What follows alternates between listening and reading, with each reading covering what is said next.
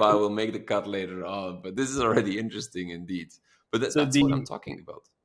so let me redo it since you're recording. Yeah. So the way to think about, so capital deployment is what a CFO and a CEO think about, right? So saying, if we have a bunch of money, where is the best allocation of those dollars at the Mm, kind of like your corporate strategy level, right? So there could be allocation into kind of buying a new business. It could be allocation into kind of growing a particular business, either from a region point of view or mm, going up and down the value chain point of view.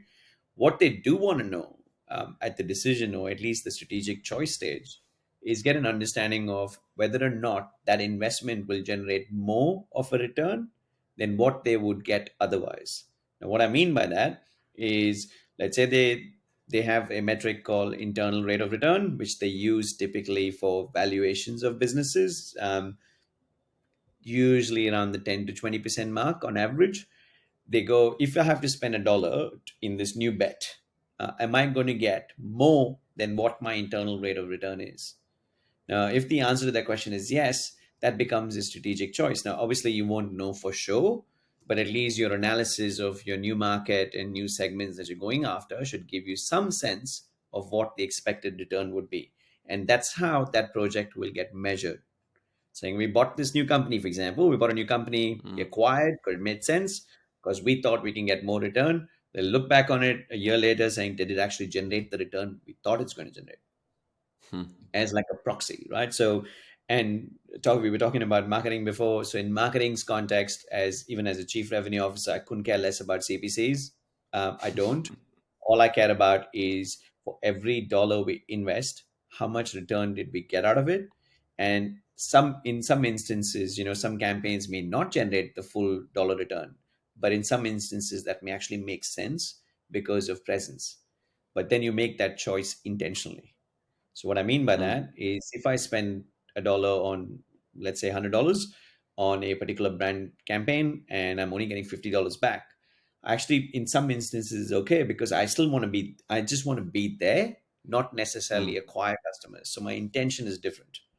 So in mm, that example, is really important to acknowledge that you are intentionally making that choice of losing money on that particular mm, brand campaign because you care more about being there rather than generating returns, which is mm, kind of like a really, I think, sophisticated way of looking at marketing, right? Is depending on the campaign's intention, you can mm. look at your return on investment very differently.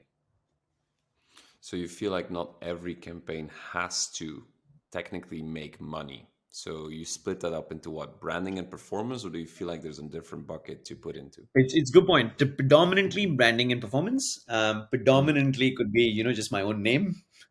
I don't want competitors to get it, so I kind of want to bid on it, and I'll just bid on it, even if it means I'm kind of diluting it.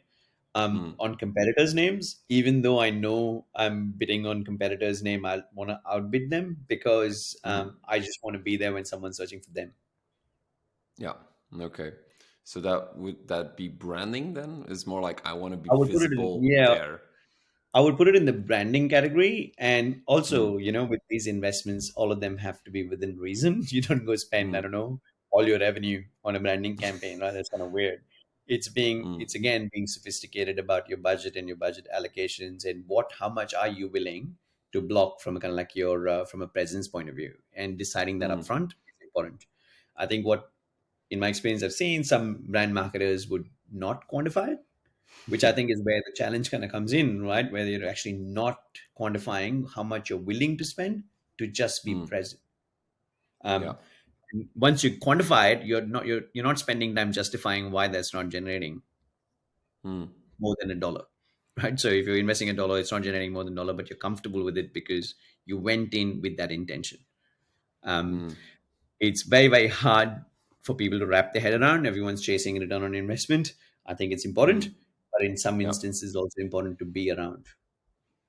Do you work in terms of percentages where you're like, if I have $100 budget, do you split it up into branding and performance? You're like, okay, this is how much branding, this is performance, How do you go by it? Is it like a percentage you have in your head? Is it like So the I don't know. I don't push for percentages for a simple reason is I kind of want to introduce good judgment calls, and what I mean by that Mm. is if you give a percentage, what it does is stops people from thinking about why they're doing what they're doing.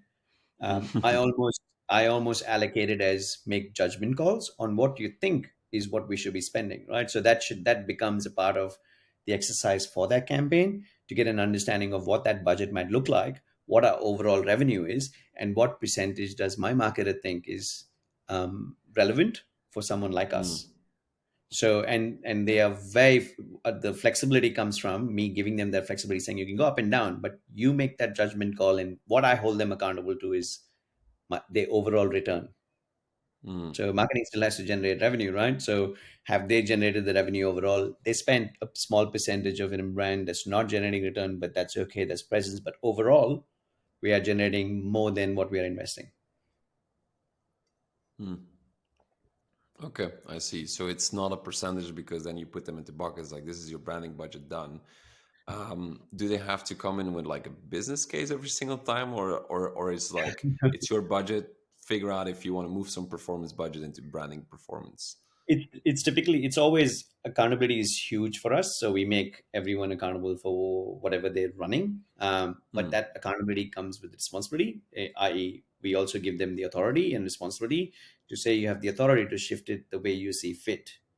Where Hmm. I think it comes to review is when we are having a discussion on what campaigns have run well, what hasn't, right? And that's when you kind of justify or look back on it saying these 3 months, I don't know, let's say we spend 50% of our budget on branding. Why do we do that? When we know Hmm. this is actually performing better. Do you know what I mean? So the retrospect helps with future decision making, Yeah. and the retrospect needs to be frequent, right? So you do that enough number of times with someone new to kind of our style of working. By the sixth, seventh time, they get used to it. So they themselves are thinking about it from that perspective, right? Going, does this make sense? Now I understand how, I don't know, Sid thinks about it or Covidence thinks about it, and now I can actually start to think like that in my decision making. So over time, it's like it's a curve going downwards. The effort is really high, and then it just declines from like a marketing point of view, and they become amazing marketers as a result. Hmm. Okay, I see how you think about it. Because technically, if I understand in your role, you're allocating budgets as we speak, or you're like, Yeah. here's your marketer, here's your budgets. Um, I want to, anyways, it doesn't matter. We're started already. Yeah. I want to understand something. So imagine like you're giving a fixed budget or like a certain budget to a marketer. Let's say this is your budget for the year based on a percentage probably of the revenue or something like that. Um, how can marketers get more budget from you? Like, how does that work? Is there a process? Is there a way? Do they have to run a business case? Is it just like I see an opportunity, Sid, give me like 100K? How should marketers approach you to get more budget? So the way I want to, I think I joked with you when you were doing work for me, Mm. is like you can have as much budget as you need if you can show me the return on that budget. Mm. That doesn't go away, and it's not a kind of like a random statement to make. What I'm trying to get at is test something, and if you test a particular, let's say, campaign, for example, and you can show me that you can generate, I don't know, more than what we're spending in revenue. So measure everything that you're doing. If you can show me that, I will give you as much budget as you need to deliver that return. Mm. So it's not limited in that sense, right? Because it's kind of cascading impact. You get a budget, you generate revenue. More revenue means more budget. So you can put more budget on it, keep generating more revenue, keep getting bigger and bigger budgets. Mm. So it's kind of almost from a business point of view, at least the size of the business we're in, it's kind of silly to stop funding something that's generating increased revenue, a better return than on your investment. I Mm. almost see it as dumb. It's like Yeah. you can get more budget because you're getting outcomes. Why would I not give you any budget? It's almost a Mm. no discussion point. What I do Hmm. expect though is that the work is done in the context of getting an understanding of why they need budget. Now you don't wake up in the morning saying, "Sid, give me I don't know $1 million and I'll grow the business." And I'm like, how? Show me how, right? So I want to see why. Now, how does budget get allocated to me? is a mm, percentage of revenue. We have benchmarks, right? As a SaaS business, mm, we kind of want to know where we want to spend, but we spend more if we are mm, generating amazing CAC LTV returns. mm, So if that LTV CAC for us is, I don't know if it's 5 or above, I'll put as much money as you need, because that just means that for a cost of acquisition to return is like 5 times more. And mm, so I think that's a easier decision. 3 times more, I'll do that too, right? Because it makes sense. For every dollar I'm spending, I'm generating $3, mm, which is kind of logical way of, I think, deciding on budgets. There's no fixed term. Now, let's say we become a public limited company, large company, and then we go, right, what's your budget? Oh, what was it last year? All right, I'm going to shave it by 10%. You can have that budget this year. There's but not if much you don't science that spend goes it, into it. if you don't Yeah. spend it, you're getting less because You didn't spend it last year, you only spend this. And that's typically, and to be fair, it's probably the only way you can come up with the Mhm, budget, right? For a large mm, business with thousands of people. I don't actually think they have that sophistication. mm, My recommendation to large businesses will be to do this, right? Is someone's showing you that they can generate more return than what you did by adding more investment, why wouldn't you? So it's the job of the CMO to be able to get additional funding for it, right? If they don't deliver it, you let them go, right? Because we're all based on kind of performance based mm, executives. And if you're not delivering on it, how do you hold them accountable? Which is very hard in marketing's context for a large business. true, For me, true. it's super And easy. I Small think it business, right? We can also do this. the difficulty here is, at least how I feel it, is that is in the expectation that everything in B2B is linear, like an e-commerce store, which is not. So this is the difficulty I'm having with that, is that if yes, if the B2B process would be linear, which is, oh, I see an ad on Quora, I click on it, I go, I purchase, that's a linear process. But in reality, it's not always like that. You see something on Quora, you laugh, then you go to, I don't know, Reddit, you laugh again, then you're like, oh, what the hell is this? And then goes to Covidence, and then they type in a branded campaign. You're like, oh, branding is doing good. It's like, yeah, but that's not kind of how it works, basically. So I feel like the philosophy holds count if it's a linear process, but if it's a non-linear process, there's different, I would say, back-end metrics like country level, city level, basically, that you have to look into account. But then again, you cannot pinpoint it to one thing. You have to pinpoint it to the multiple things that you've done in that country. Totally. So, that was in the performance marketing context. Mm, We run pretty decent, like 70-80% of our revenue is B2B. mm, Our B2B can kind of share how we run it from a B2B point of view. It goes through, we've adopted account based marketing quite strictly, I would say, in the mm, context of, from an awareness kind of point of view, all the way awareness, consideration, influencer, influencing the influencer, mm, influencing the decision maker, pushing for a trial, and then influencing the users, and then the contract mm. negotiation, right? So there's not just one, there are 9 different aspects here. And you know how I measure that though? I actually don't care if I'm spending more on 1, 3, 5, 6 step, right? What I measure is, as an accounting, as a marketing as a whole, how much are they generating? Now, I'll give you another Mm, example, which is we ran like a very specific campaign wanting to bring in customers, reasonably large customers on board. And what we decided to do is target very specific type of users, to see if they will adopt trial. Now, this mm, marketer generated 3 trials. Now, average contract value is reasonably high. We know a conversion from trial to paid is 100%. So anyone who does mhm. a trial ends up buying a license. Those 3 trials, that particular campaign run in the month of February is better than any other campaign we've run in the last 6 months. Hmm. So you Because of see the what average I'm order getting at, value. because of the average order value and the confirmation that they have done a trial. So when you look at the Mm, investments, right, and the distribution of investment on this activity was very little, almost mm, zero.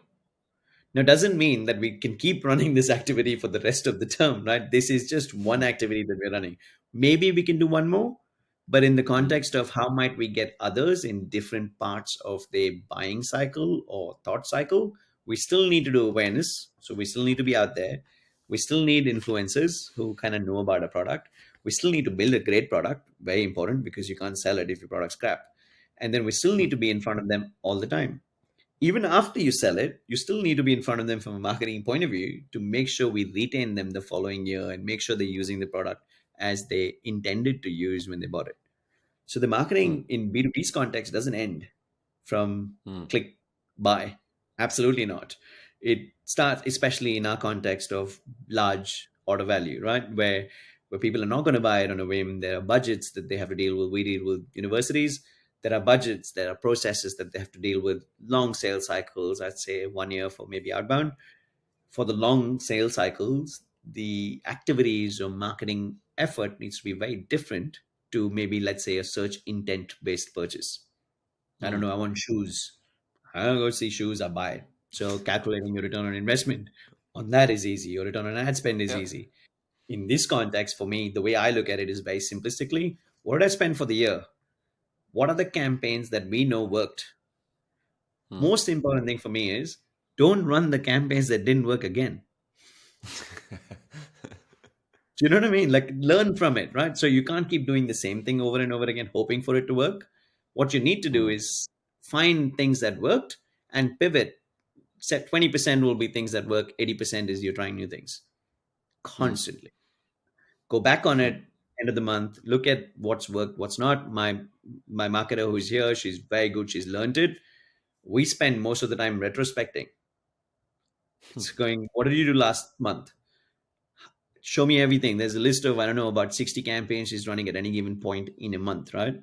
So the Hmm. 60 campaigns, what are the campaigns? And I'm talking about ABM campaigns, not your digital ad Yeah. campaigns. A lot of work to Hmm. run 60 campaigns. She's running 60 campaigns. For me, all I care about is we talk a lot about what didn't work. Hmm. Because what worked is easier, right? Let's do it again. Let's not talk about it because we know it worked. Let's talk Hmm. about why the others didn't, generate ideas from it, pivot, try something new. Hmm. That's an All comes interesting down one. to, yeah, it does come back to investments, right? Like how much investment am I making? Am I getting a return? Hmm. From an And when overall someone's new, perspective, I'll and be then you happy to talk get. about Sorry, go. talk about, so you look at it, how much did I spend, what's the return, and then talk about what didn't work versus what did work. Of course, you know what works, but also what didn't work to understand.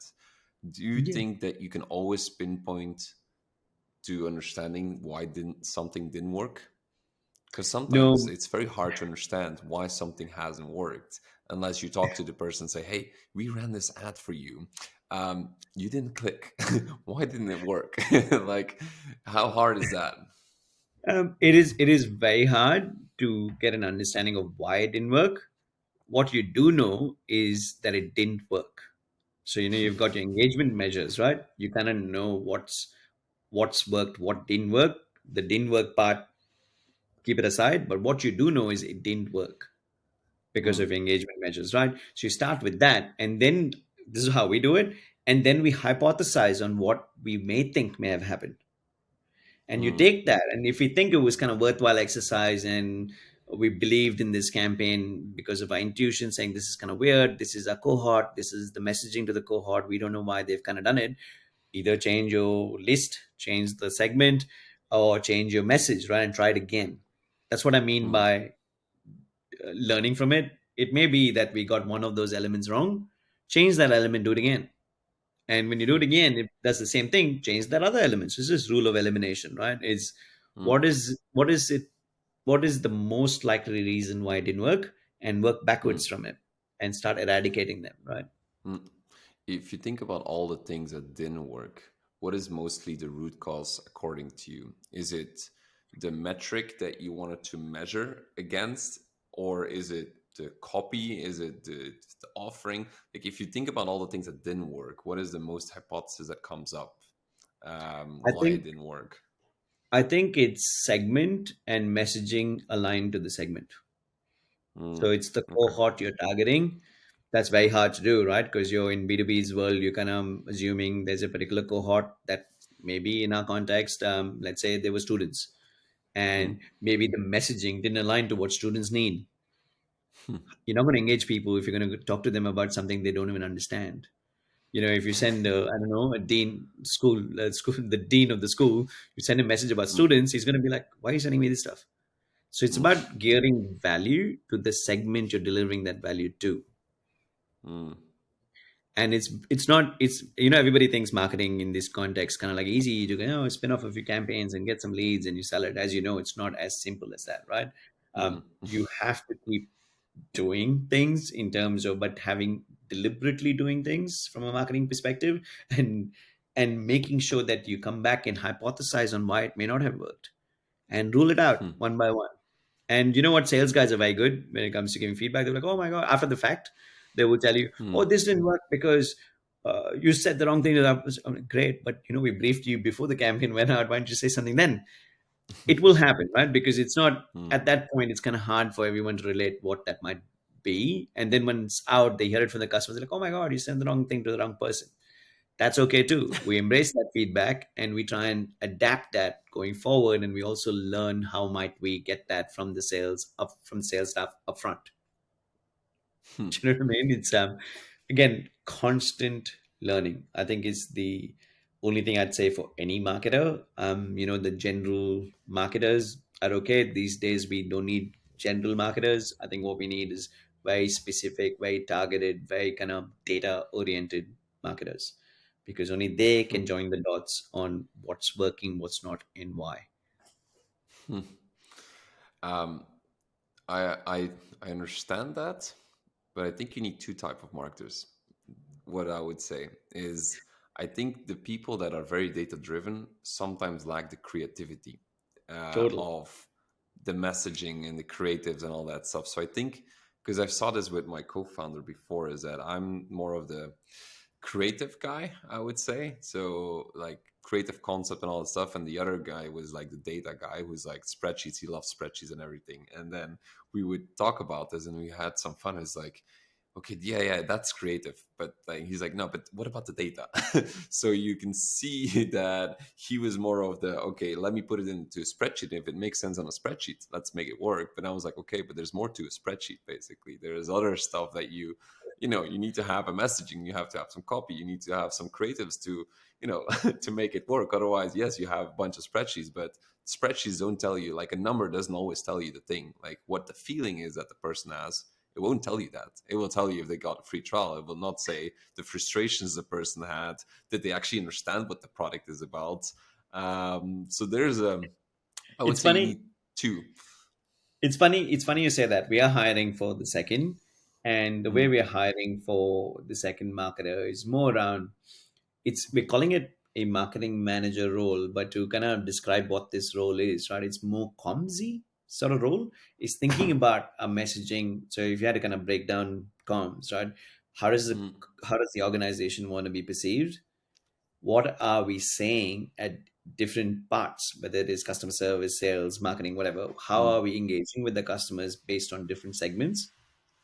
And that kind of is, for me, right, it falls into the creative category, is like mm, understanding how people will relate to what you're actually saying, and mm, how we need to start saying top down from the organization level to our ad copy level, is mm, driving a level of consistency. Because in our world, it's all about consistency. We work with researchers. It's kind of like hard work, right? So we want to make sure that we also have a level of consistency, and to mm, be honest, to be in any organization.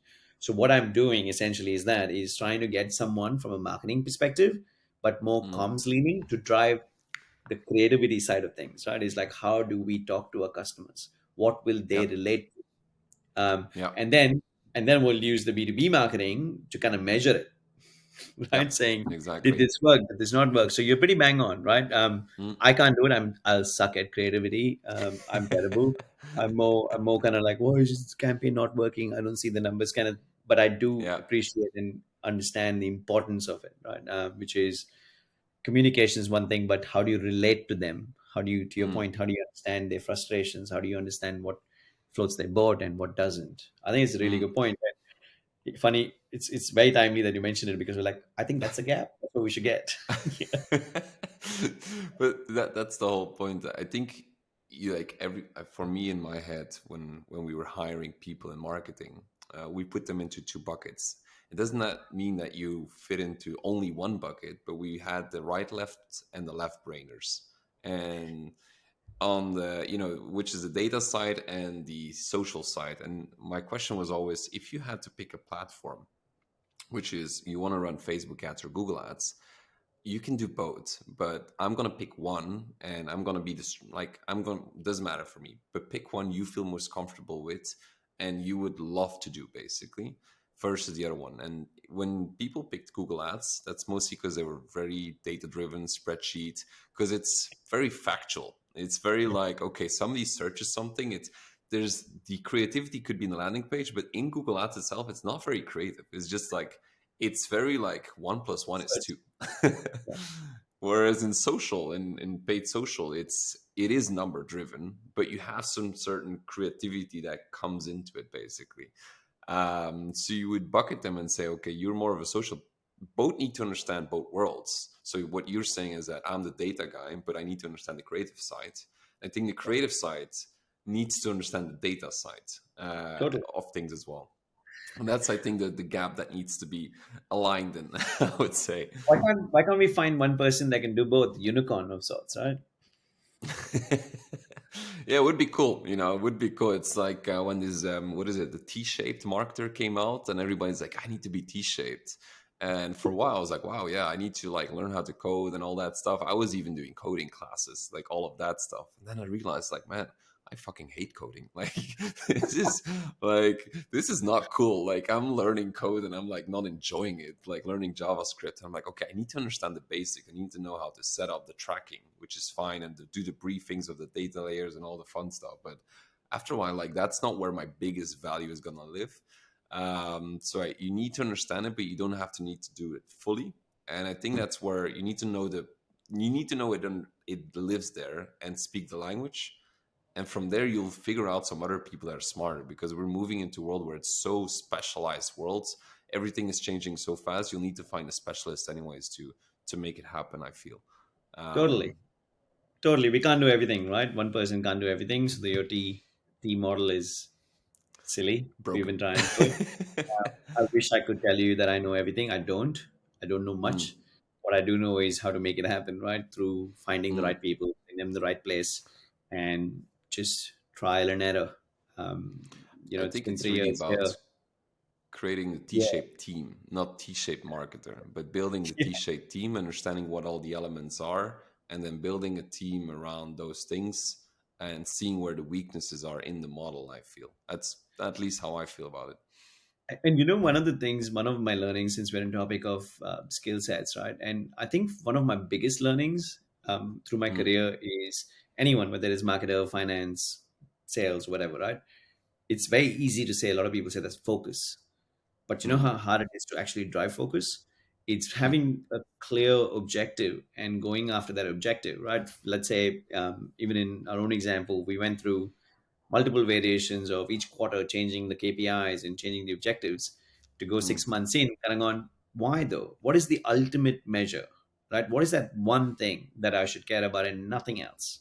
Is kind mm, of what we landed at, right? So we've gone around the world to come back to where we are, which is actually the most important thing you can do as a B2B marketer, and I'll focus on acquisition in this context, mm, is generate leads.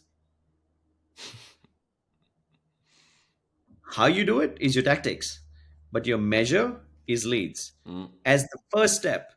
The second step in this process is you may have generated leads 6 months down the line, right?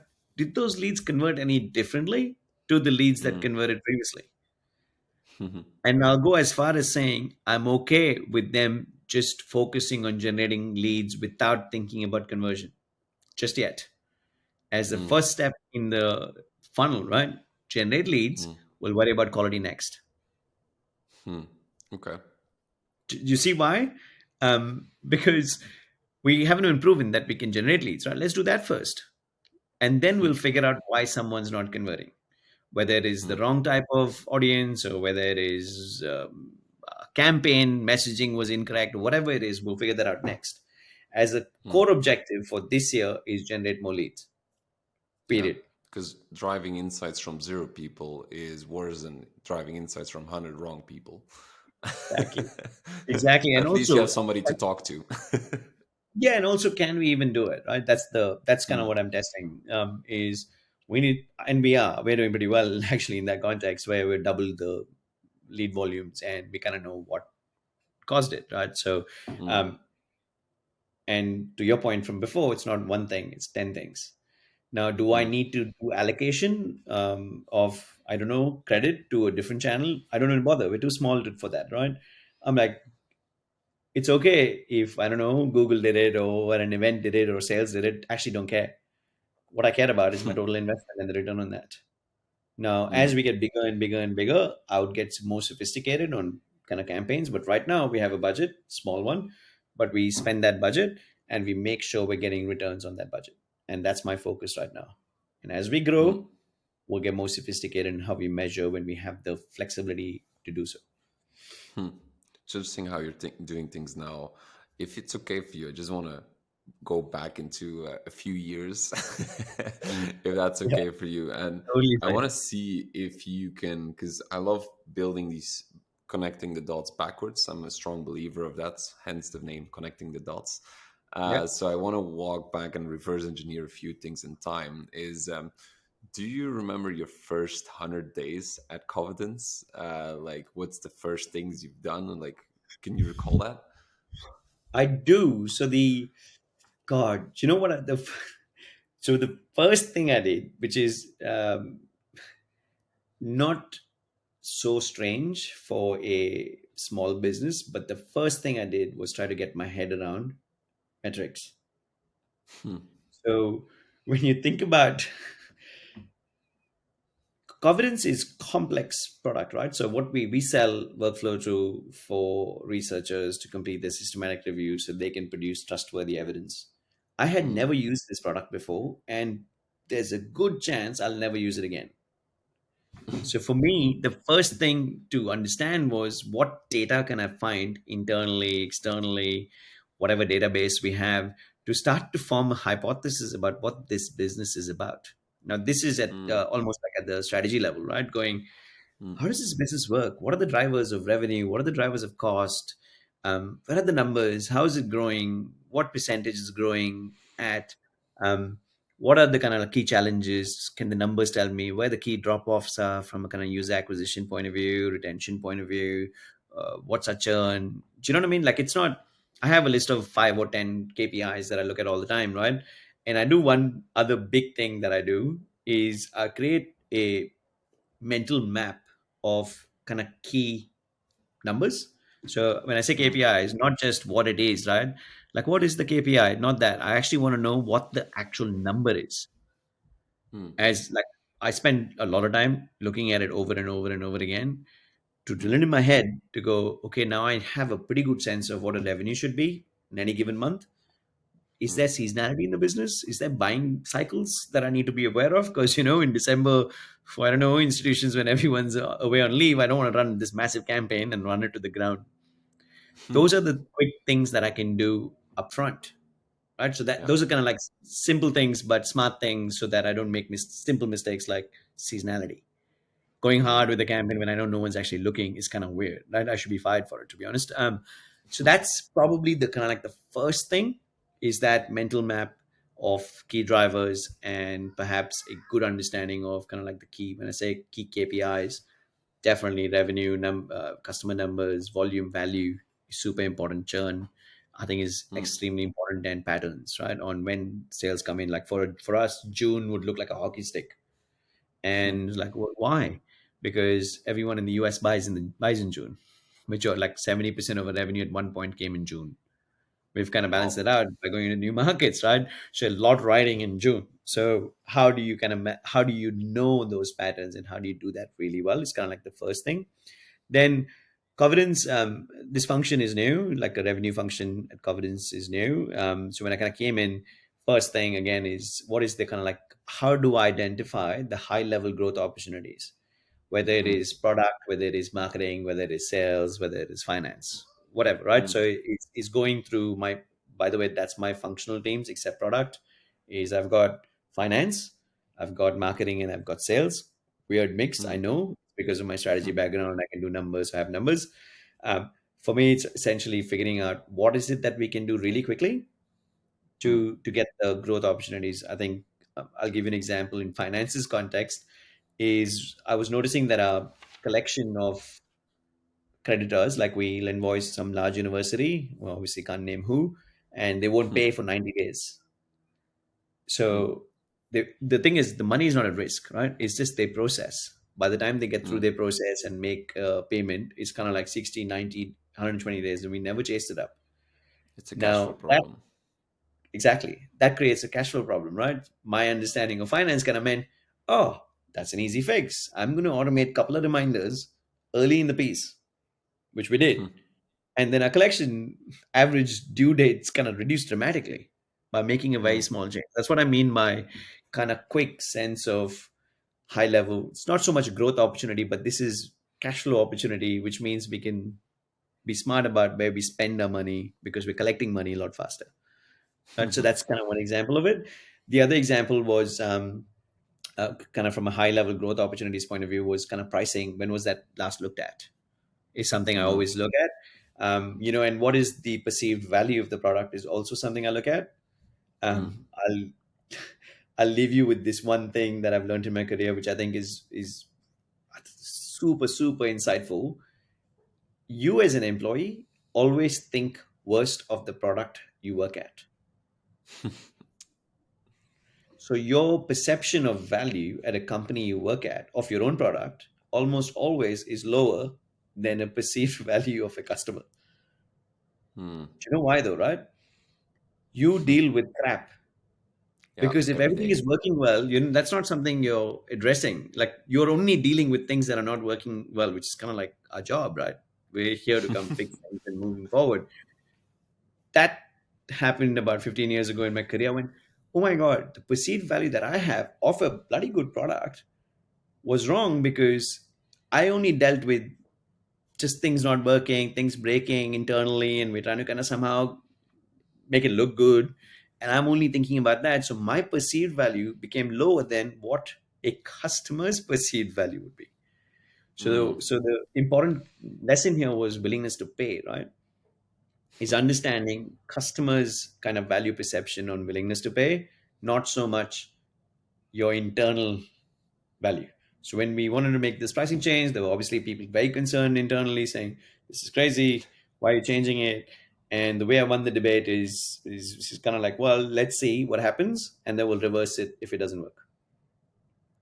And that was backed up with just evidence, right, on value perception, on how much time we are actually saying saving for individuals, which our product does a fantastic job at. So it's easier to kind of articulate value because people say it takes we only claim 30 odd hours on a site, but people anecdotally would say saved my life 60% time saved. So they use words Mm. like it saved my life, right? So that is enough confidence for me on what the perceived value for a customer would be, and that's kind of how we drove it. Mm. So that's kind of like a high level growth opportunities: pricing, product market fit. um, what do you call your kind of like your go to market fit. Mm. Is it there? And what does go to market fit mean? I'm like, I don't know. Do you have a well oiled kind of playbook that gives you a sense of your conversion metrics?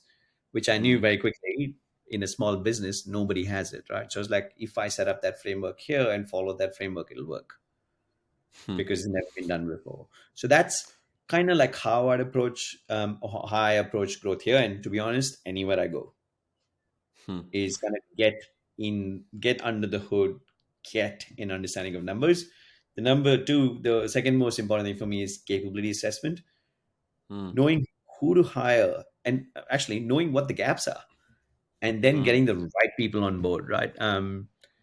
We're super proud of the team we've built here. I can say I brought in a few really good hires, and as it happens here too. I wanted to work with people I love to work with, and Mm. most of them happen to be, I'll exclude myself from it, people I've worked with and I love and I thought they were brilliant at it. They kind of come Mm. with you, right? So Mm. that's happened as well. They come with you because they enjoyed working with you. They treat, they're capable, they know you're not a bad person, you're okay. Mm. So they don't mind coming working with you, and we have a few of those. So most of the time I hope that the capability gap are those people I actually know, because to Mm, fill those it kind of becomes easy because they're an amazing cultural fit, capability wise they'll tick the box. They can get things off the ground quickly, they don't mind getting their hands dirty, because that's what you need in this size of the business, right? We don't need general managers. What we need is people who can go deep within any kind of functional vertical to make sure that they can go in and add value as a manager. mm, Yeah, so as an individual contributor, but remembering that they also have managerial duties. And we mm, hire, I think, really well. The next thing I would say is a true sense of how much the product is loved. mm, It's very, very hard, right? So there's, social media kind of comes in handy. People are brutal. If they don't like something, they'll put it up. So it's good to say. But we obsessively measure in NPS as a mm. kind of high level diagnostic measure on which way we're going up or down, Yeah. right? Our NPS is very high. It's closer to the 70 mark, which is a pretty good sign. I also look at how we ask questions and when we ask questions, because you can give user a dopamine hit through your product and then ask them a question saying, "How likely are you to recommend?" They'll be like, "It's awesome." We try and avoid that, to not game it, right? Because what we want to know Mm, is the purity of how much the product is mm, loved. So we mm. randomize it and we make sure that we don't do it at a point where we've given them a dopamine hit of, "Oh my god, you're awesome." Do you know what I Okay. mean? So Mm, it's being kind of honest and getting user feedback and the social media chit chat. I found Covidence is probably one of the first few organizations I've worked at where I can not just read it, I'm sensing it. Like, when I mm, met my customers at events, you stop at an event stall, for example. That's the gauge I was looking for. Is when I got to go see customers and got to go to events. People stop by a stall saying, "Oh my god, thank you so much, you saved our lives." So, that's like, wow. Okay, now I know this product is loved. What mm. we are missing is a go-to-market mechanism. So let's focus on the go-to-market mechanism, because product will sell itself. Yeah. Do you know what I mean? So that was literally my first 100 days. I was overwhelmed. It's a very complex topic, so I didn't know anything about it. I still don't. It's so complex, but I'm learning every day, right? And it keeps me excited. But Mm, the first 100 days was all about, what does this business need, and how mm. do I find that? I hope that made sense. It's been my standard process, and it's worked so far, and I'll continue to use it. I think I learned a lot from this already, but what I understood is metrics on a high level, or at least it doesn't matter what role you can walk in as a marketer, but also as a chief revenue officer, whatever it is. But what is the metrics I'm measured against, as in performance, and should I challenge that? I assume those can change along the way depending on the growth that you see, and also the you're like, oh, this metric was actually wrong. Okay, let's change it up. I got the team and the gaps, so identifying the gaps in order to run the growth, and also the sense of love. I would say, Yeah. I love that one. That's actually a good one. But it is true. Like if you have a product that is loved, you know that even if you like bunch up, if you scale it, it will scale because you have a product that is loved. Um, I love the thing that you said about the pricing, and I want to deep dive a little bit into this thing, if that's okay for you, because it's indeed when you walk in. And we've had this a couple of times where like, the pricing is actually quite low. Like, I think we can actually ask more for this. And you're totally right that if you're working internally, like you see all the crap going behind the screens, you're like, man, how do people deal with this? And then you have these people on the front end is like happily doing whatever they're doing. Is like everything is working fine. It's like, okay, there's a big gap here. How did you go walking to this pricing change? Because the pricing change is complicated. I feel you have to change a lot of things on the website. You have to convince stakeholders. I think that's the biggest one, because they've been, you know, selling it at this price forever, and they're like, yeah, but if you increase pricing, people will not buy it anymore, and people start freaking out. So how do you? What was the biggest bottleneck in changing the price, and how did you go around the process? So I think the biggest bottleneck was internally, convincing Mm. most people that this is a good idea. Hmm. And one of the ways I actually did it is exactly that, right? Is describing how I made that mistake the first time around. Is my perception of value is lower than what the customers perceive it. Hmm. There's also the relative importance of this product, right? So you can do this from a framework called jobs to be done, sort of a framework Hmm. where your research kind of helps you understand, indirectly understand how important people perceive your product to be. Hmm. So there's two ways you can do this, right? One is kind of qualitatively get a sense of how much value you create. So you ask people, how much would you pay for this Hmm. product in a kind of like a survey form is one part of it. Hmm. The other part of it, from a pricing point of view, is economic benefit. What I mean Hmm. by that, right? So these are all kind of like your standard pricing kind of guidelines. Economic Hmm. benefit is if you didn't have this product, how much more time you would put in, and what's your time worth to you? Multiply that by blah blah blah blah blah, and this is your economic benefit. Now, no Hmm. one in the right frame of mind will pay you the exact same amount as the economic benefit. Do you know what I mean? Hmm. Like, I don't know, Hmm. let's say I make $10 an hour and you multiply, I don't know, something basic like watching Netflix into, I don't know, 100 hours or whatever. I'm never going to pay Netflix $1,000 a month. Do you know what I mean? Yeah. Economic benefit is a way to quantify how much you may save in total, like in Hmm. terms of dollars. But there's a difference between economic benefit and willingness to pay. Hmm. So the perceived value is different for different individuals, right? What you Hmm. want to find is the impact of changing a pricing to a certain point and its impact to the perceived value. Now, Hmm. going back to kind of how I helped influence it is kind of setting up the pricing framework, saying how does pricing work? How do we as internal staff think about pricing and thinking about pricing about our own product? We Hmm. almost always think that it's not as valuable as actually customers perceive it, but it is. Hmm. How do you break out of that?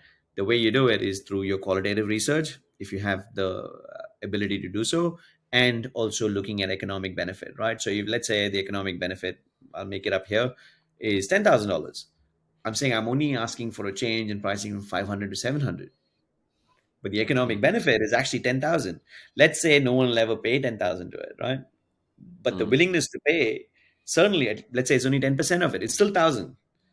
I said the most important thing that got it over the line is why don't we test it? Why don't we roll it out for a month? These things have, month may not, if month doesn't tell us Hmm. an impact, let's commit to 3 months. And the worst case scenario is we roll it back. The best Hmm. case scenario is we keep it the way it is. Hmm. And we define measures that would trigger a rollback. Hmm. One of them includes customer sentiment. The NPS basically that was a trigger NPS to for plus rollback. social media chit chat. How Hmm. much are our customers hating us for changing this pricing is one of the measures. Hmm. The metrics and the actual numbers is how much of that has negatively impacted our revenue. Hmm. Did we lose market share as a result of it? And how do we know that? You can do that through surveys. When people get to your Hmm. pricing page and they abandon, you're like, why'd you abandon? It's too expensive. Hmm. It's a good proxy for it, right? And having that Hmm. discipline of doing that measurement pre and post also helps. Hmm. But at Did Covidence, you? the way we did it was essentially the pricing framework, the willingness to pay concept, and then said, what happens if customers get pissed? Like we roll it back. That commitment to Hmm. review kind of got us over the line. Hmm. That's interesting. And was this pricing increase? Do you two questions? One, do you know what the percentage increase was? Was it 10%? Was it 100%? And 40%. second one, 40%. Well, that's okay. Well, depends on 40% of what. What was the basic pricing? It was 440 to 120. $635, right? And that is enough value created for our users, more than enough value, and it's still Hmm. cheaper than buying one review. So you had two options. There's only two pricing mechanisms for direct customers. One Hmm. is at, I don't know, 240. The other one's at 635. But you could buy three for 440, which diluted the single offering. Do you know what I Hmm. mean? The perceived value for that particular offering, going, why is that 240 when it's only cost 150 or 130 or whatever, right? So Mm, there was a bit of dissonance. We're like, we should mm, do it, just remove dissonance, either mm. reduce the single one pricing or increase this, because this Yeah. it just doesn't make sense from an offering point of view to have it from that perspective. It all made Mm, sense when we first came up with it, but as a SaaS business, the general rule of thumb is you review pricing every 6 months. mm. Every 6 months is your general rule of thumb, right? Now, does everyone review pricing every 6 months? No. No. You probably would do it about a year. Like I think about it often. I think there's an opportunity to do so, but what I align my price change to absolutely explicitly is incremental value. If Mm, we're going to add another feature which will save our customers, I don't know, economic value of blah, then I can charge the customer for it. Let's say I mm, don't change anything. Why should I charge the customer more? Let's say their mm, usage is exactly the same. How do I justify an increase in price? I shouldn't, mm, frankly, and I won't. It has mm. to be geared towards incremental value. And when you did the rollout, was it for existing customers also, or just for the new ones coming up? Because I know your model is a little bit different, but is it for both at the same point? Yeah, so we the rollout was very well thought through. We, as you know, customers kind of like at center of our world. Mm, We gave heads up saying, "Hey, this is change is coming. If you want to buy it, it's cool. And if you bought it a month ago, you get to keep it. We won't change it. mm, But from this day on, this is going to change." mm, So when it's and for in this context of pricing, it was only B2C. So they kind of come, they buy, they probably don't come back again. yeah, So so the that's impact, the difference. Mm, and that was one of the selling points, right? Is because it's kind of revolving door, you come in, you're out. You probably won't come back again. Most mm, customers only ever saw the new pricing. mm, Do you know what I mean? Because you're not, yeah, there's no repeat purchases on a systematic review project, right? You yeah. probably will do one or two in your life max. So it's actually top of the funnel problem, right? Is we have Yeah. to keep the funnel, not actually return in B2C's context. In B2B's Mm, context, organizations make it available to all the users all the time. So mm, that's kind of more usage driven, reviews driven, value driven, feature driven, right? Which is we can mm, actually anchor pricing to a value. mm, Do you know what I mean? Pricing is very yeah. hard, and you need some balls. You really do. um, because people shy away from it because most of the time they kind of most of them almost I almost certainly say undervalue their own product, so they're not willing to make that change. Where I've seen it Mm, work, when the product's good and you back up with pricing, it will work.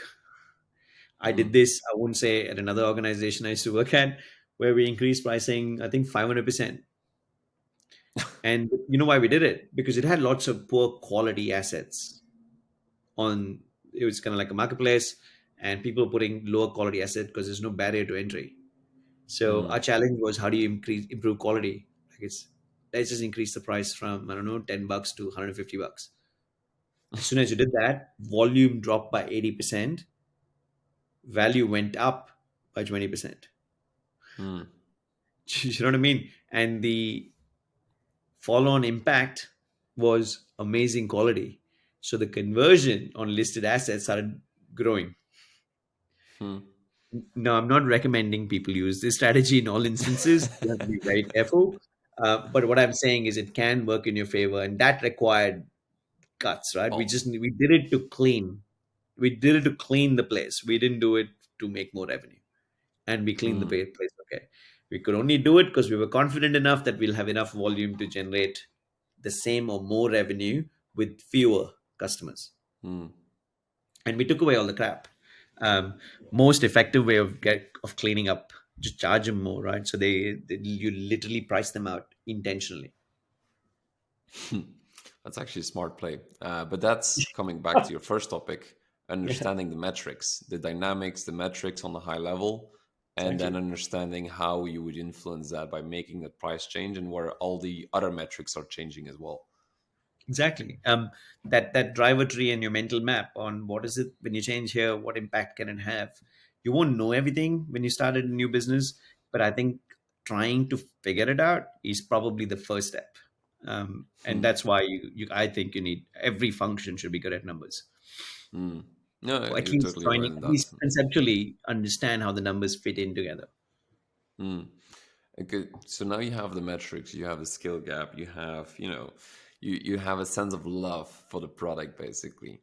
Do Yeah. you remember what was the first thing you did to, because the demand I think was already there a little bit when you were there.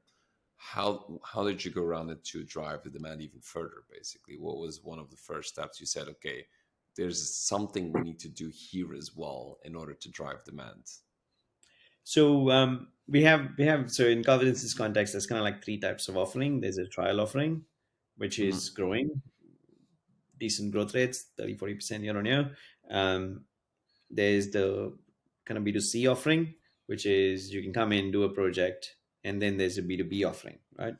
Mm, The strategy you use or trial offering is it's free.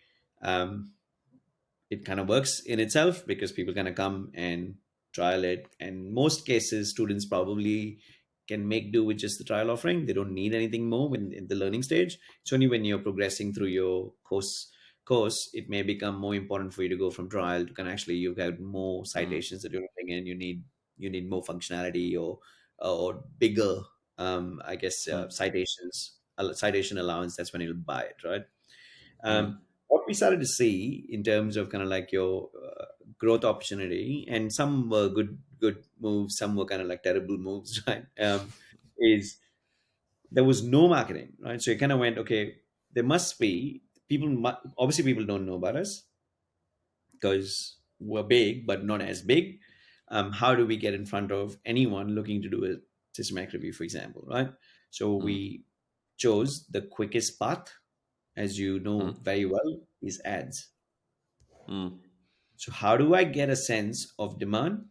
Now there's two reasons to do this, right? One is this is the quick kind of SEO learning curve mm, because you spend on Google Ads, you very quickly know what's working, what's not, and then you very mm, quickly know what content's missing and how you can generate that through, I guess, your organic search. But if you just mm, did organic search, your long tail, right? As you know, SEO is not overnight. You're gonna have to build your mm, content over time, and then it kind of spooks up. So now, whilst you do that, how do you get like a quick heroin hit, so to speak? And how do you get a quick hit to your numbers, and how do you get a quick understanding of whether or not paid advertising would work? And you learn from the paid advertising and you create content. That's the first thing I mm, did, right? So the mm, mistakes, I suppose, from a paid advertising point of view is, or at least on my part, was I believed that we could convince people in this context of coverage that search intent could lead to conversion. It's like, oh, I mm, systematic review tool. Oh, I found one. Let me buy one. Is what we thought mm, people would do. We mm, also thought they'll say, oh, I found one. Let me set up for trial, which we kind of did a lot of those, right? We acquired mm, bucket loads of trial accounts, right? mm, What I think we learned after actually going through this exercise, right, what we learned is mm, actually this is not an intent search intent based purchase. mm, Not that I've decided I want Nike, I don't know, Nike Jordans or whatever. I found them, I'm going to buy them. mm, The purchasing decision for a product like ours in this, it's a workflow tool for research, is mm, not through search intent. It's almost certainly through referral and validation. mm, Anyone, including student, will only buy it if some other student or their supervisor or their uni said this is a good tool. A third party validation is what in our segment or our cohort needs, not mm, intent. Now, I'm not saying intent's not important, right? We still want to be in front. Like I said before, we're still spending money on it. We want to because we want to be there. But what we think brings conversion is when it's a referral. Now, when I say referral, I don't mean site referral, whatever. When someone, word of mm, mouth, when someone says go use Covidence. mm, Now, think about it in this perspective, right? So now the question kind of becomes now, like, year after trying to do this, it's not something that I figured out in day two. I did not. I wish I did. I don't think anyone can. It's going through the emotions of trialing and testing and learning, and then mm, retro that we talked about before is looking back, going what worked, what didn't, and be okay with it. No, mm, what I'm okay with saying that was a mistake, but that was a necessary mistake to get to where I am, right? With better understanding. So going Hmm. back to how we where we think we should invest is how do we make people talk about confidence, Hmm. essentially is the objective, right? And how do you do that? You can do it through your product. You can do it through kind of more high touch sort of events. We run ambassador programs. We run scholarship program, for example, right? We which is a very good example of a really high touch. We want to give back to the community constantly anyway. And one of the ways Hmm. we thought is we can do two things. We can increase awareness, and we'll give out, I think it was something like $100,000 or something to best systematic review topics. Hmm. And we launched this around the globe. What that delivered in terms of awareness and trial accounts, no campaign that we've ever done has ever delivered. Hmm. To see where it's going. So we kind of went, let's go support the people who are doing the review by actually sponsoring them.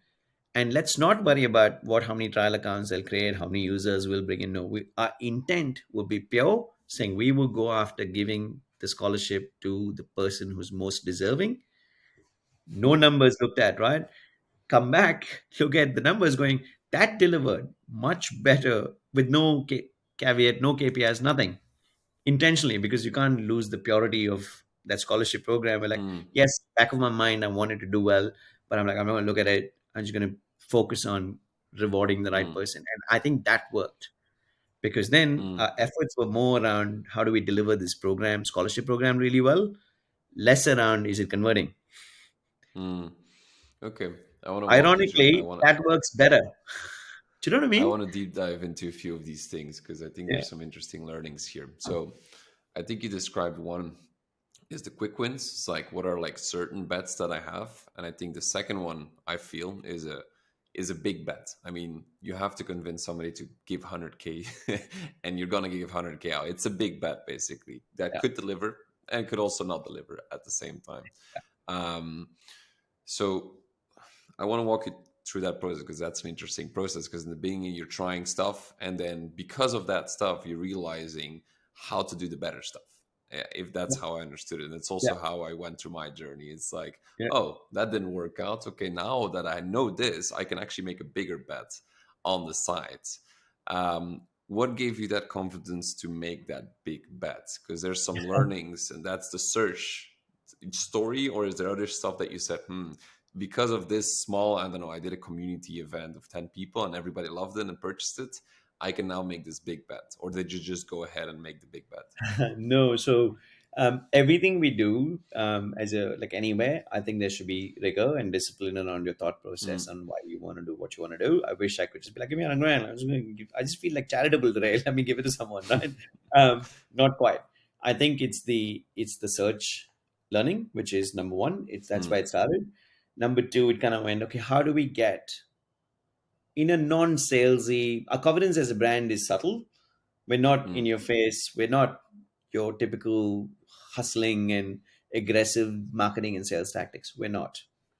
mm, Our brand is super important, and we believe in kind of level of, I guess, etiquette to with our customers, and mm, everything we do is kind of in line with that, right? Saying we're not going to be in your face, we're not going to do any dodgy sales tactics with you, we're not going to push marketing too hard. So that's another mm, aspect, and it's important, right? Because in mm, this context, who we are drives what we're kind of doing, and it should drive in any context. Like you got to understand who you are as a business, and then you can run different initiatives based on how you don't mind being perceived. mm, But there's certain things we are very particular about at Confidence on perception, because we're a mission driven company, and we want to make sure that everything we do is in line with a mission. So there's no mm, room and frankly no space for any of those tactics. So you've got your mm, search element of it, you've got your brand, which is how important is this. mm, We've got a mission. We want to get more people to produce systematic reviews more quickly. um, what better way than actually use the marketing budget, which I, by the way, reduced from paid marketing.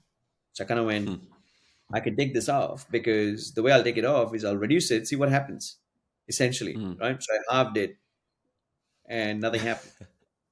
So I was like, well, that's one way to learn. Let me halve it further. Nothing happened. So I'm like, okay, so now I do have a budget allocation. which I already have for the year, which I've set aside for paid, I'll take the hit on what I don't get from paid, which was negligible, frankly. Mm, So I'm now supporting another bet, right? Which is I'm like, well, I've taken that money, which I was going to get anyway, and I'm going to put it in the mm, scholarship program because of what we learned from search, because of who mm, we are, and because of what we need. We need mm, people to talk about us without us asking them to talk about us. What better mm, way to do it than to show generosity? mm, Do you know what I mean? mm, It goes against kind of like your hardcore data driven marketing principles. I know that, right? But that was kind of like the point. We could do this because of who we are. Could I do mm, this in other organizations I worked at? Probably not. Would it have worked in other organizations where I worked at? Probably not, mm. because they would have seen right through it. Like the Yeah. angle that these guys have is they just want to bring us in, and they're giving us Mm, prize money because they are going to probably get something out of it. That mm, purity in how we ran the campaign and how independent we kept it in terms of judges and who was judging it, we put a lot of rigor into that because of who we are. mm, By doing that, we made the process fair. When you make the process fair, you get airtime from people who are participating in it. It's wild, mm, right? It worked beautifully. We mm. want to do it again, which is so labor intensive that we're not doing it at this point because we don't have resources. But we want to do it Yeah. again, and we want to do it again because it worked, and also the joy of just giving. It's amazing. You're Mm. supporting a reviewer in, I don't know, Ethiopia, who's doing amazing things, maybe life changing for Maybe a them. question around this. Did they have to use your software to go to the review process? Like, was it mandatory Yeah, for so them to use it? it's yeah, we made sure that you have Mm, access to it rather than mm, have purchased it. We give it mm. to free for lower middle income countries anyway, so no Yeah. one would be worse off. We didn't say that you have to buy a product to Mm, participate in it. You just need to have a username to mm. participate in it, which you can set up for free. So there's no Yeah. hook in the. That's what I mean by purity of the process. Now, let me be very clear, right? It's only worked here because of search learning, Mm, brand, how brand is perceived, and then the whole doing good factor that we're all about.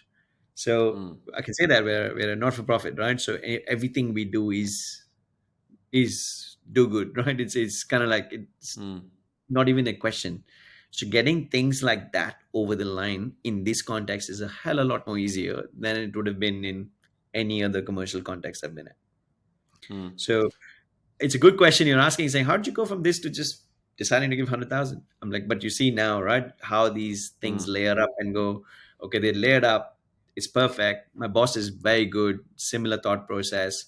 We said we got to go in pure, or whatever the numbers, mm. next numbers will come. Yeah. And to be honest, the convincing part was you just have to believe me. Mm, And do you know what I mean? mm. It feels good. In worst case scenario, we've changed lives of these people we've just given sponsorship to.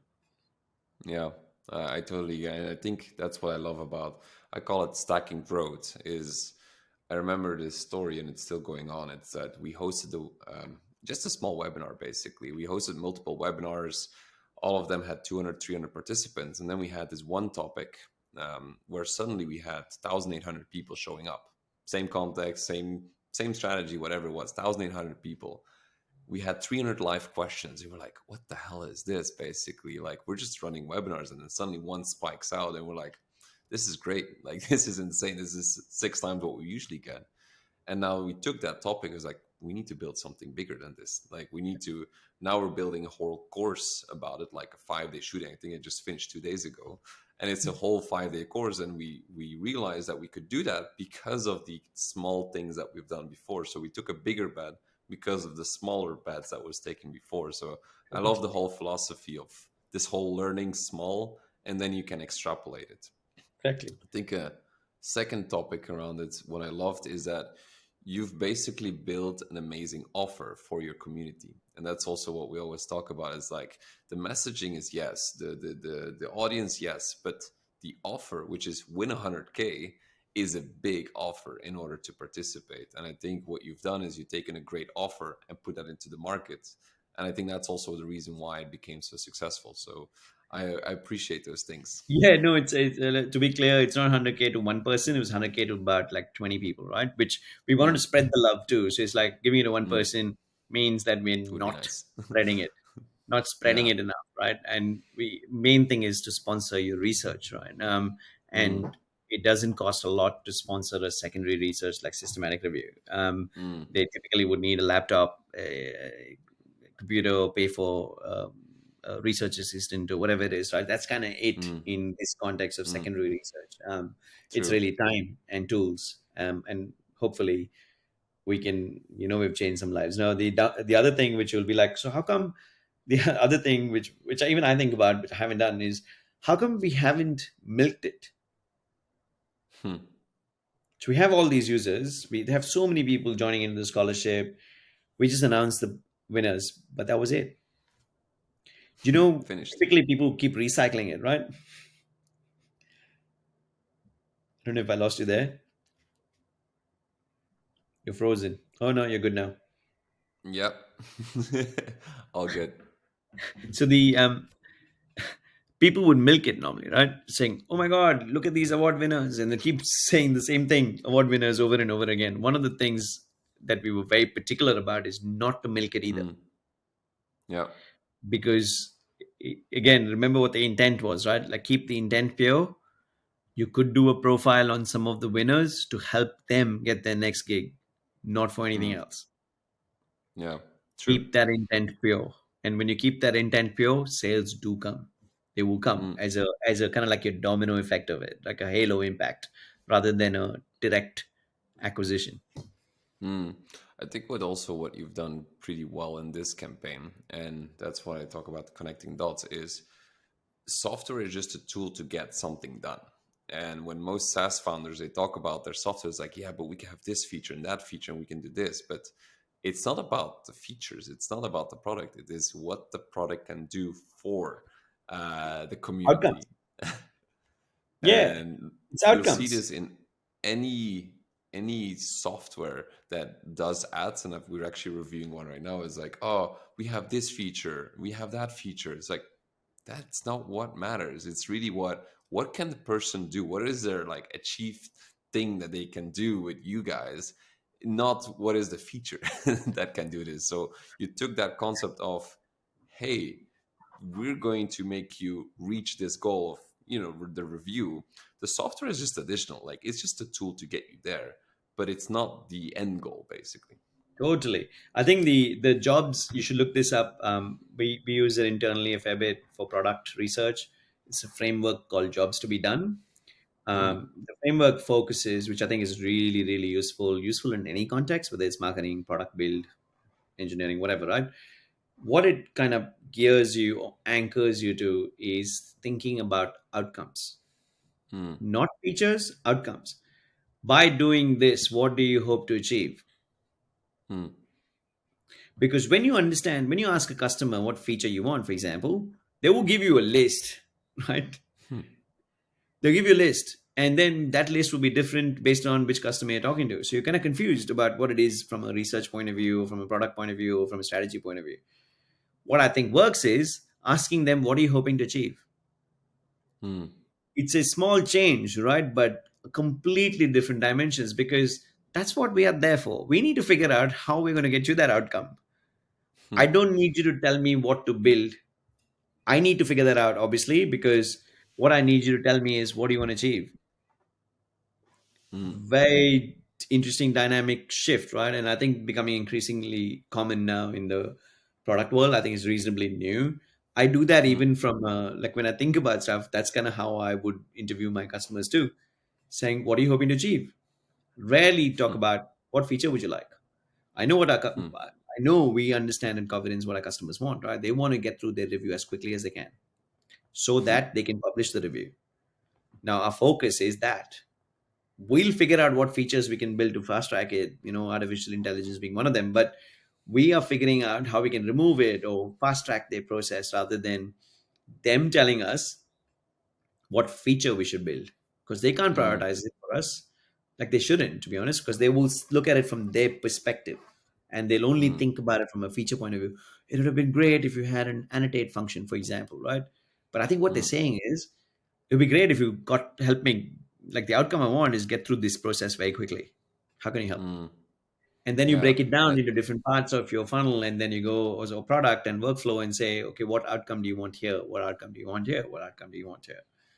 Mm, And that starts to formulate a much better view of the problem you're trying to solve rather than the feature you're trying to build. hmm. And my Yeah. colleague does it No. brilliantly. Yeah, my colleague does it brilliantly, really, really well. And we're very, very disciplined with that research as far as the product research is concerned. We do a lot of Mm. research. And so, if I understood well, one of the USPs of Covidence is using AI right now, which was not there a few years ago. Yeah. Um, so walk me through that philosophy, because when did you launch everything? Because AI has become a buzzword, right? It's been like everybody's doing AI. Everybody with like some kind of recommendation engine is AI nowadays. It's a big buzz, basically. So so as somebody that comes from a data analytics world, and how do you look at AI, and also how has that changed AI to Confidence itself and to the users itself? So the explosion of the buzzword, your AI and ML, has been phenomenal, right? It's insane. Mm, Um, I was doing this with Seek, who was probably my best employer back in the day and my foundational kind of career employer. Um, they were doing machine learning then, 2010, 12, right? But most AI and machine learning marketing spin that I see is exactly that. It's a spin. For me mm, as an analyst, that is advanced analytics. So mm, looking at your basic trend and saying this is most likely outcome that's going to happen in the future, mm, to me is not advanced analytics. hmm. Sorry, it's not AI, it's just Yeah. analytics. That's just drawing a line through your trend, right? Like I'm Mm, generalizing here, but that's kind of what it is or what people do. They would say things like, I think, what was the latest company I saw? They call it artificial intelligence, but there'll be people in the background, right? Like your mechanical Turks, kind of like yeah. sticking things together just to make it look good. That Mm, happens a lot, and people claim that is artificial intelligence, mm, which is probably not good for kind of where AI and ML is actually going. But the true explosion has been more recent, right? With GPT-3 launch and people using chatbots. They're like, oh my God, content will be dead or whatever. I think that in the context of just general stuff, I think is amazing. Like, Chat mm, GPT-3 as an application is amazing for basic stuff. Yeah. I think what they're saying now is it thinks at the same level as a 9-year-old, or it will mm, at the same level as a mm, 9-year-old can think, right? So and I think the growth from 9-year-old to 20-year-old will be pretty quick. So park that, right? So a lot of people talk about AI, machine learning, and a lot of people want to do these big things. But if you think about what is that one tool that's actually done it, there's mm, not many. So our approach, now remember, which is I think I talked a lot about our customers. The expectations our customers have of us, right? That is, we would not be gimmicky, and it's nice to work in a company that's not gimmicky. We cannot roll out any feature that's not in its definition the exact name of what we're rolling out. mm, You see what I mean by that, right? I can't have mm. 10 people working in the background, sticking things up and call it artificial intelligence. In the beginning, What you could maybe, but not in the you can not no, in the it's long run. because of the type of community we deal with, right? They actually want to understand what's the logic behind that machine learning algorithm. Mm, And you know what? They have the right to do so, and they should do so because we're dealing with researchers who want to make sure that their methodological rigor is spot on. They care mm, about the process. So, as part of caring about the process, they also need to know what that logic does mm, explicitly. So, we are very deliberate about rolling out AI. We've been working with classifiers for a long time, and the our AI journey is only begun now. We have kind of couple of this. Our approach is this, right? We need high levels of precision in any algorithm we ever deploy. The reason for that is we are literally trying to create trustworthy scientific knowledge. Mm. And for us to be able to use AI in this context has to be trustworthy so that people can produce trustworthy knowledge. Now, Mm. what it does though, from a rolling out perspective, people probably get it 70, 80% there, they can roll it out. We need to be 99% sure before we actually roll it out because Mm. of the kind of customers, the context in which we operate, and how important is it to produce to produce scientific knowledge. So there's kind of layers of um, research that we do, right? So when I say research, I mean discovery work, and Mm. partnerships. We have partnerships with probably the best professors in data science globally, Mm. who love systematic review and who also love machine learning. Mm. What we can offer them is volumes and volumes of data because of our customer base.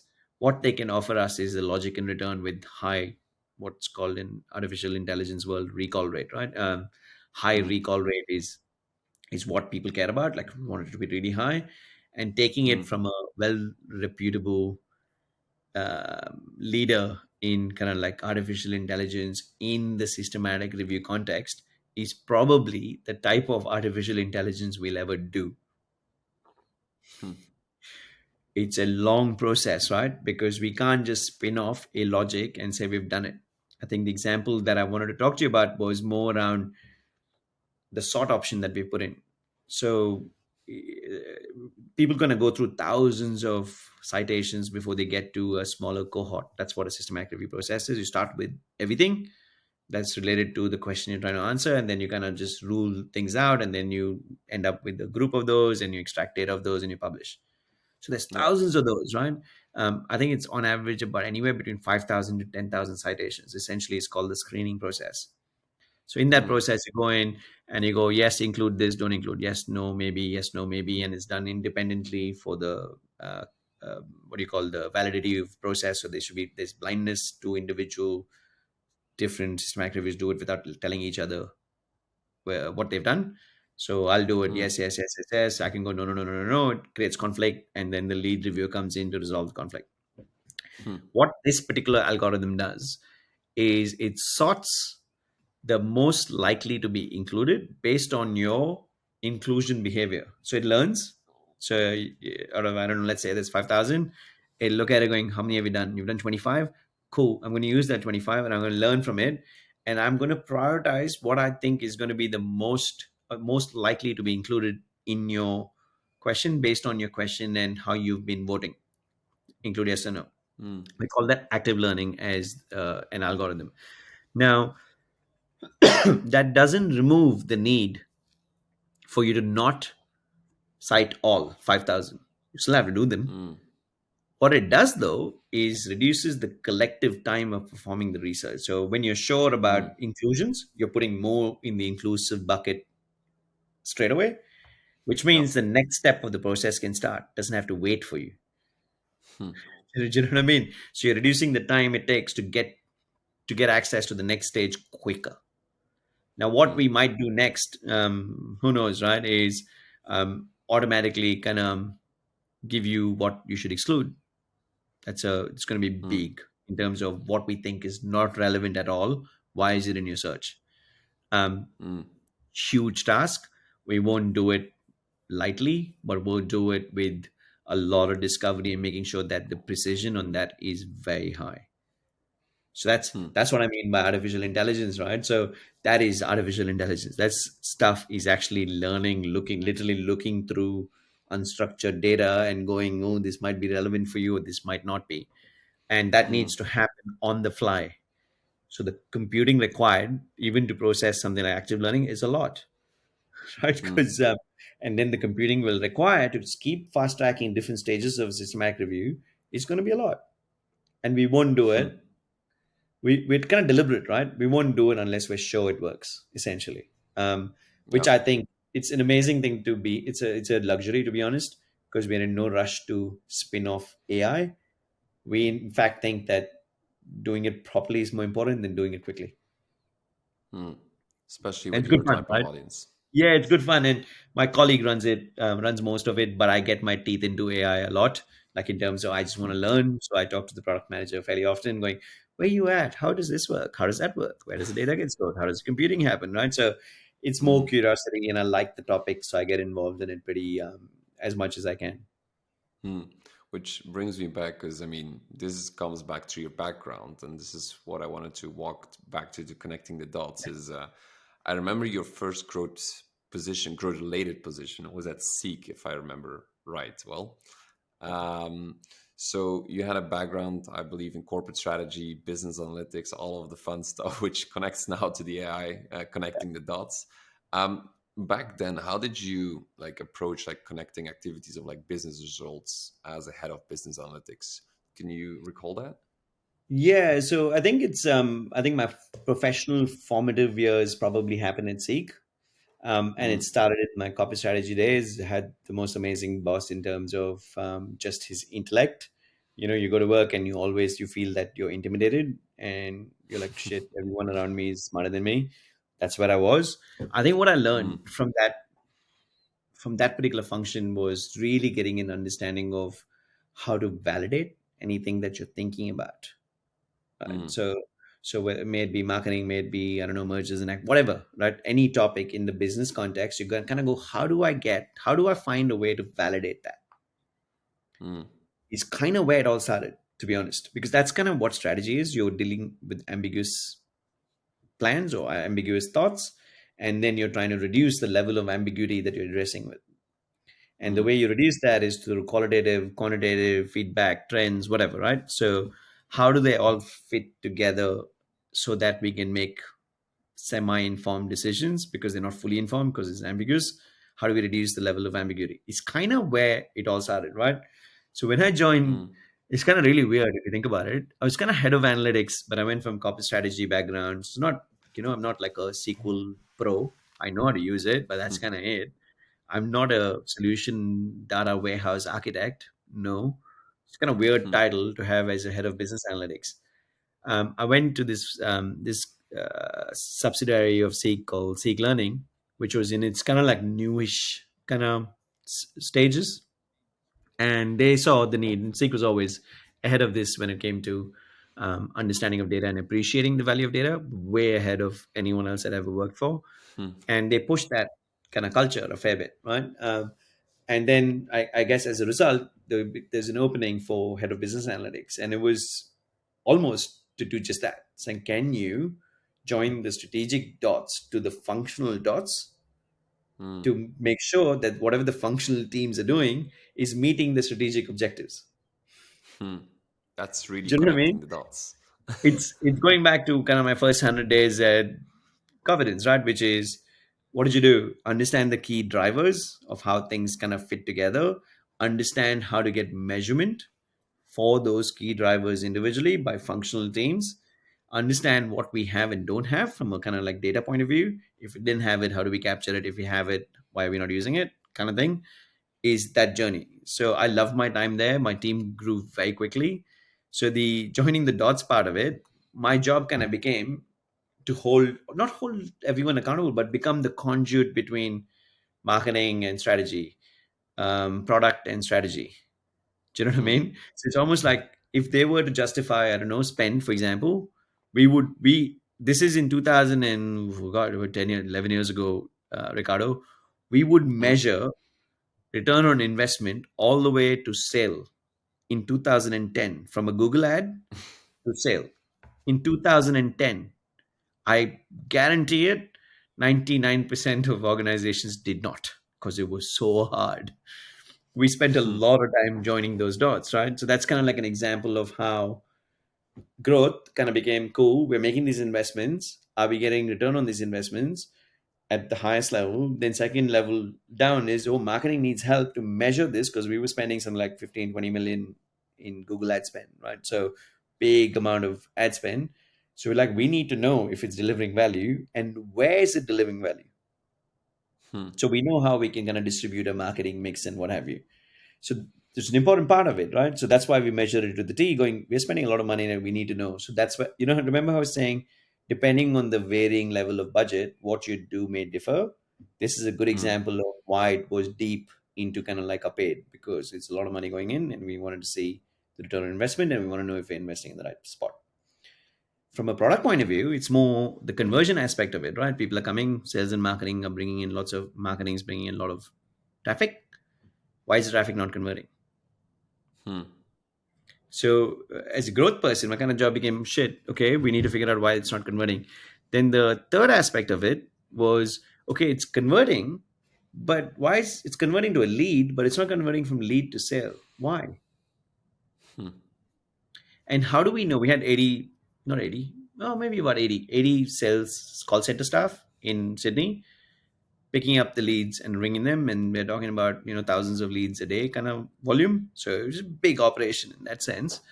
So the challenge then became, okay, we're getting all these leads. We don't know who to call first. So the reason to give you this example is the context, right? Is it goes through different stages of the funnel. I've got kind of like the helicopter view, helping my boss as his right hand man, going, I need to like look there because of this. You need to look here. You need to look here. I was kind of almost navigating his Hmm. attention based on where he needs to put in, right? Because I'm looking at the numbers and I'm like, oh, that looks funny, or that looks great. Let's go there. So I'll go back to the lead generation. From lead generation to conversion, prioritization. Who do we call first? Hmm. We spent 2 or 3 months going, let's figure out propensity to convert based on their user behavior and how they're going through from A to B and C and D and whatnot. Didn't work. Do you know Nothing. what we ended up doing? So Something simple, I feel. bright spark idea. Well, like, why are we trying to figure it out? Let's just ask them. So in the lead form, literally what we did is, when are you planning to buy? Anyone who said right now converted 3 times higher than people who said in 30 to 60 days. No shit. They're literally Hmm. customers telling you when they want to buy. Your prioritization is taken care of. All this complex modeling that I kind of had to do, which is advanced analytics, not machine learning Hmm. or anything, of propensity Hmm. to convert and giving them scores and whatnot, like lead score, profitability, or whatever. I was like, why? After investing a lot of time in it, right? Going, and then you get attached to it because you've sunk so much time into it. But I was like, just ask them. Hmm. And we did. And I think that's one of my career highlights, to be honest. Going 3 months into this rabbit hole, trying to figure out propensity modeling, and then only to come back saying it was as simple as just asking them. Hmm. Huge, huge learning. I think As so. Since we then, like to overcomplicate things because the possibility is there. It's like with tracking as well. You can't track everything, so we overcomplicate things, and then actually the ratio is that they start a free trial and they pay yes or no. exactly, That's exactly, it. right. So I think to round up the, how did I get into kind of from Hmm. analytics to kind of growth function is exactly that, and is being able to kind of go which function can be optimized for better return for the business. Hmm. Now, to Hmm. understand that, you just need to understand data. So it was centralized into my team, and my team's Hmm. job was essentially going, one person looks at a product, the other person looks at a marketing, the other person looks Hmm. at sales and or call center operations, right? So we had operations reporting. So we had all of those reporting set up, and the way we had Hmm. like report, don't spend time on reporting. I'm like, we're not reporters, we're analysts as a team. Our job is to provide insights, not reports. Hmm. Okay. Well, I guess. Anyone can generate reports. No, not Hmm. many can generate insights. Very true story. That is a very true story. um, because not only insights, but insights people understand depending on their department. I would say because a marketing person will understand the insights very differently than a salesperson or a business dev person, and you'll need to tweak the messaging even according to the departments. I feel. And this is where I think what's helped me is my strategy training, because you're kind of involved in different aspects of the business when you're kind of getting trained on it. And it's not a matter of, oh my God, I learned this amazing skill. It's a matter of doing.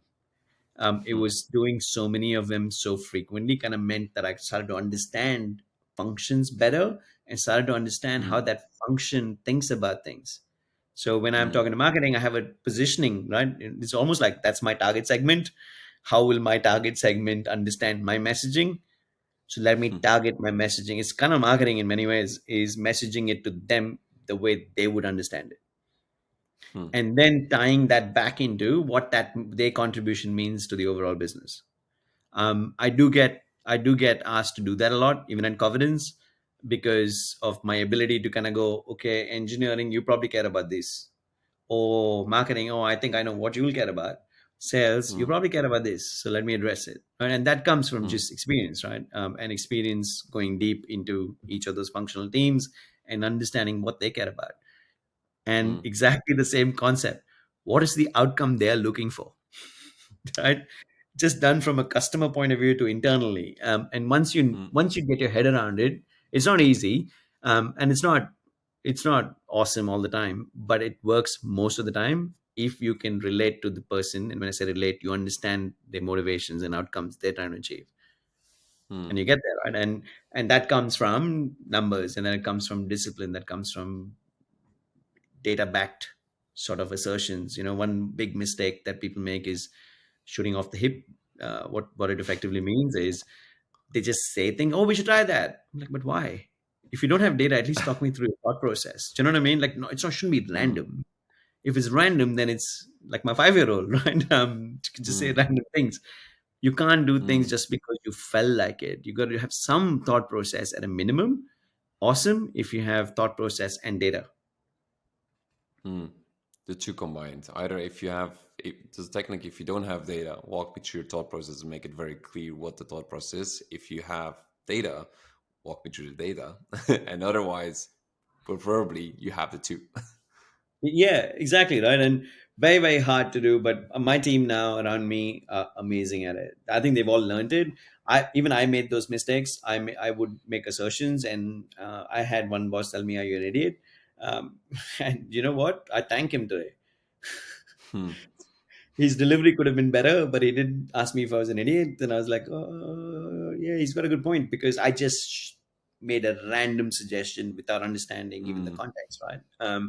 Since that I only took that one time, never made that mistake again. hmm. I have a question for you, and this might be a difficult one, but I'm really curious about this one.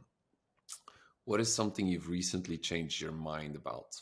So something you believed before, and now you're like, oh, with this new information, I actually now believe this other thing. A recent example. It doesn't have to be recent, but something you believed before, and now you've changed your reality around, or your belief around. So the belief change, I'll talk about it in the context of kind of most recent thing that comes to mind is what happened kind of a couple of days ago. Mm, Is my view on how numbers should be presented.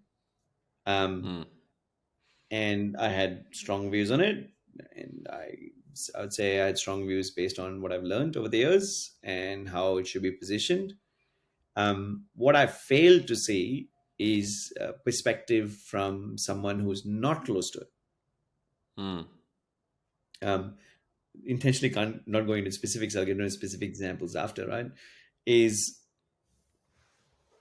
what I think I failed to explicitly see is how would others perceive the graph that I was looking at in their context. And mm, why I changed my mind though is when I'm big on providing a lot of psychological safety to my team. They can say anything they want to me, and it's fine, right? We want to debate, mm, because debate is where best ideas come in. And through that debating process is kind of when I went, I actually see where you're coming from, and we should change it. mm, It's one example. I know it's a very broad example. I'll give you another example, which is from a long time ago now. Um, this is the pricing mistake. Biggest pricing mistake I ever made. Right, for this company I worked at, large company. Uh, I made a mistake, and I don't know if we're changing an opinion there. That's actually a mistake, but I'll share that. mm, I went with an assertion, or at least a gut feel, that people are not buying because pricing is a barrier, and by reducing price will increase market share. mm, Went ahead and changed price, reduced it. Guess what happened? Market share didn't change, revenue dropped. So about changing kind of your perception, right? And changing your opinion on it very quickly. Very quickly, I grasped onto it and I said I made a mistake. And being completely humble about I made a mistake, owning that mistake, but I'm going to change it and I'm going to try and recuperate what we've lost was Mm, appreciated to a degree that I did not quite comprehend. So they didn't mm, care about the millions I'd lost. They cared so much about my process after. mm, Do you know what I mean? So in the terms of, and it's not a tricky question per se. I think it's kind of like a level of humility around knowing that you're not going to get everything right and being okay with owning up to your mistake.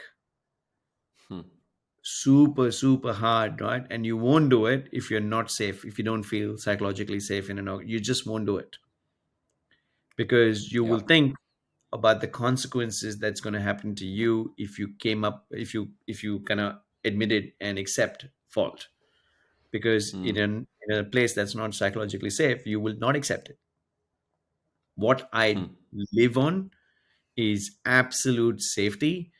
I want everyone, including me, to say, to be comfortable about saying, "Well, I don't know, got it wrong. I do this a lot to my boss too. He says, what happened? I'm like, oh, screwed this one up badly mm, because I'm feeling safe, right? And mm, I'm flagging that I know I've screwed it up, but I'm going to fix it. Do you know what I mm, mean? And being very, very comfortable with it. I'm, as well as I do as growth people, 7 out of 10 things is not going to work. mm, But you can't give up trying for those three that did. mm, Do you know what I mean? It's I think a trait that you need to have if you're going to be a dog. You need to be a dog with the bone who just mm, keeps getting beaten up, but you just get up and do it again, do it again, mm, do it again, right? And the rewards come from the one or two things that work, and it's extremely satisfying. mm. I like the philosophy of feeling safe enough to try things, basically, because this is why corporates suck at innovation, is because they always think what is going to happen to me if I screw this up, basically. And this is not the mindset they should have. It's more like, okay, I have 10 bets. Let me make a few. And of course, if after 10 you suck, well, then there's something you need to Yeah, reconsider as well. exactly. Um, or at least have a basic learning of like, okay, we learned this and now we have this backlog of how to do it right. But yeah, not trying nothing is mostly why corporates stay at the same level. So I love that one. Yeah, it's unfortunate, but I can't work at a large business. More than 1,000 people is probably not for me anymore. I Mm, won't because I can't be bothered anymore. I don't want politics in life. I want it to be pure. I like it here because it's pure. Everything we do is pure, which is fantastic, right? There's no ego, there's no politics, there's no land grab. Like I want a bigger team. Actually, my colleague and I joke about it, saying, "You take it." No, I'm like, no, you take them. So I think it's a yeah. very happy place to be, right? We're not worried about being a politician. Your only focus is drive outcomes and drive good Mm, outcomes. And that's what my team also always, that's all they get talked about. It's like, what outcome are you trying to achieve? What are you trying to achieve? What's the outcome you're after? Is how everyone's talking about it like that, right? Because literally, we practice it all the time. So now I can hear my team saying the same thing. What outcome are we trying to get to? It's beautiful for me because that's the point. And when they're mm, doing it over and over again, they will invariably focus on the right things. mm. And they do I'm well, gonna I do well. I'm gonna finish it off there with that beautiful quote.